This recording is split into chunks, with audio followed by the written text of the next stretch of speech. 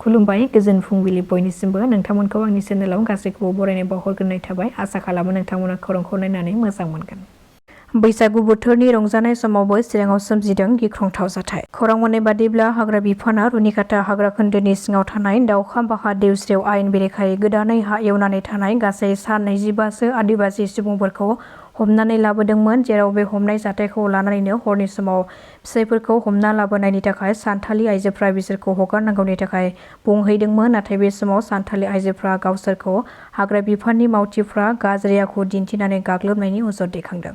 बे जाथायखौ लानानैनो मैयानि सानाव रुनिकाटा फरेस्ट रेन्जखौ गाग्लोबदों होननानै अजद होदों, जेराव बे गिख्रंथाव गाग्लोबनाय जाथायाव रुनिकाटा फरेस्ट रेन्जखौ सावनायजों लोगोसे स्टाफनि कार आरो पुलिस बिफाननि गासै गं 6 गारिफोरखौ सावनानै सेवहांगार खालामदों आरो बाइक गारिखौबो सावनानै होदों।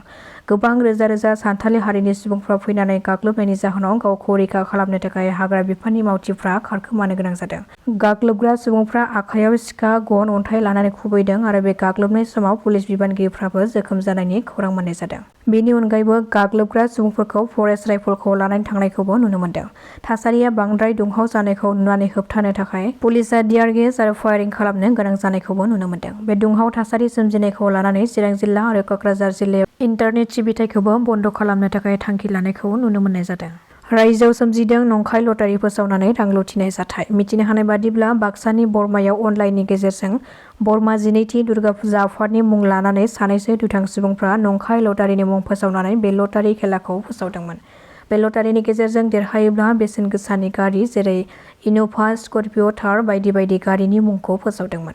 गोबां सुबुंफ्रानो लटारिखौ अनलाइननि गेजेरजों लानानै सोरबा सोरबा बेसेन गोसानि गारिखौ मोननो हादोंमोन आरो बे मोननाय लेखायैनो गोबां आसाजों गारिखौ लांनो थाखाय गोबां गुबुन गुबुन जायगानिफ्राय फैदोंमोन, नाथाय उननि समावसो नंखाय लटारि होनायखौ मिथिनो मोनो। बे जाथायखौ लानानै नंखायै बरमा 12थि दुर्गा फुजा आफादनि मुं लाफ्लानानै आफादनि मुंखौ गाज्रि खालामनायनि थाखाय बरमा दुर्गा फुजा आफादा थानायाव गसर होबाय होननानै मिथिहोदों आरो बेजों लोगोसे जायफोर सुबुंफ्रा अनलाइननि गेजेरजों बेबादि नंखाय लटारि खेलाखौ फोसावग्रा बिसोरखौ साफा साफा हमनानै आयेन बादियै गोख्रों साजा होनो थाखायबो दाबि खालामदों।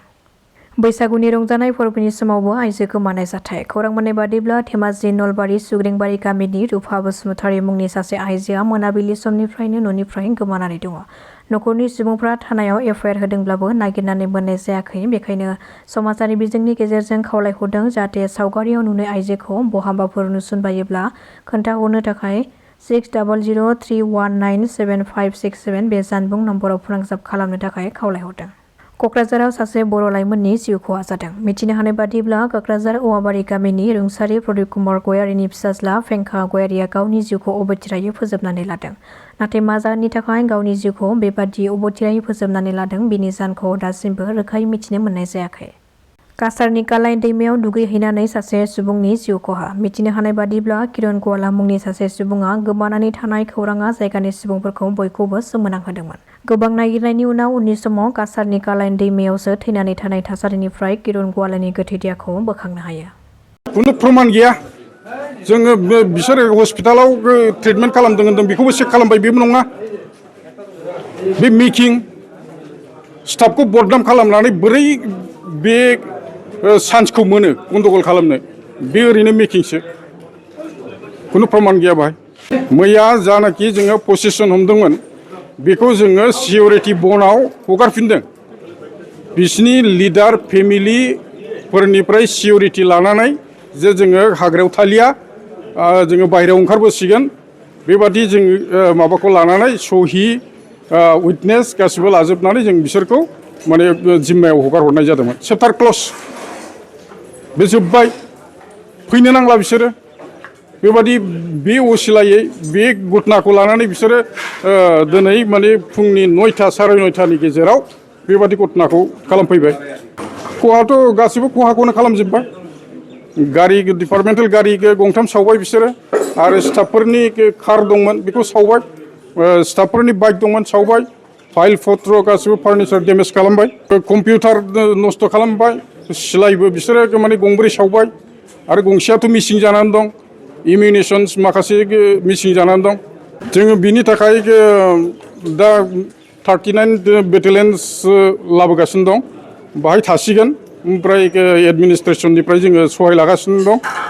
जोङो जायफोरनाखि कालप्रिट्सफ्रा दिनैनि घटनाखौ गथायबाय जोङो बेखौ राहा लागोन। बिनि सायावथ' केस होनायनि बाथ्रायानो गैला, गासिबो मिथिजोबखाजोब्बाय। एडमिनिस्ट्रेसना गासिबो गावसोरनो स्पटआवनो मिथिजोब्बाय। थेवबो जोङो फर्मेलिटिसखौ अबजार्भ खालामनानै जों होगोन।